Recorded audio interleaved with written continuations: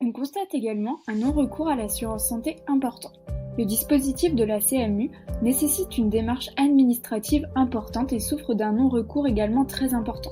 20% des bénéficiaires potentiels n'ont pas recours à la CMU-C et 70% pour l'ACS.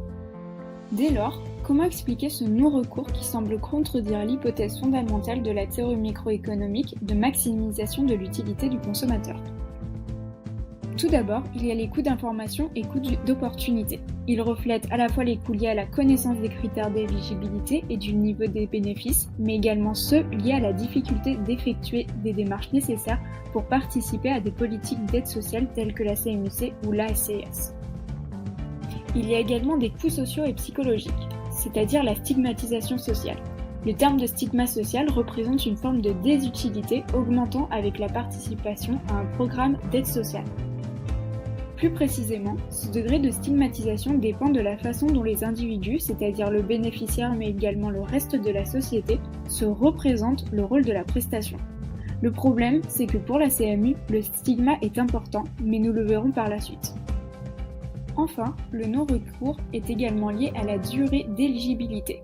Un non-recours volontaire s'expliquerait par une période d'éligibilité trop courte, et donc un bénéfice attendu trop faible pour justifier les coûts administratifs engendrés par les démarches d'obtention de l'aide. Pour la CMU, les individus bénéficient de la totalité de la prestation offerte ou n'en bénéficient pas du tout. De ce fait, le bénéfice attendu varie en fonction de l'état de santé initial et du risque de santé. Pour finir, en France, la CMU-C et l'ACS peuvent entraîner des inégalités de traitement de la part des médecins. Ainsi, il existe des refus de soins, peu nombreux mais réels, notamment en raison de l'interdiction qui est faite aux médecins de ne pas pratiquer des dépassements d'honoraires aux bénéficiaires de la CMU-C et de l'ACS. Les contraintes administratives et les désagréments économiques sont régulièrement invoqués par les professionnels pour justifier cela. Il existe des stéréotypes préjugés à l'égard des patients. Certains professionnels considèrent les bénéficiaires comme moins vigoureux que les autres assurés sociaux. Il existe une certaine peur d'annulation de rendez-vous, absence de suivi de traitement ou oubli de carte vitale.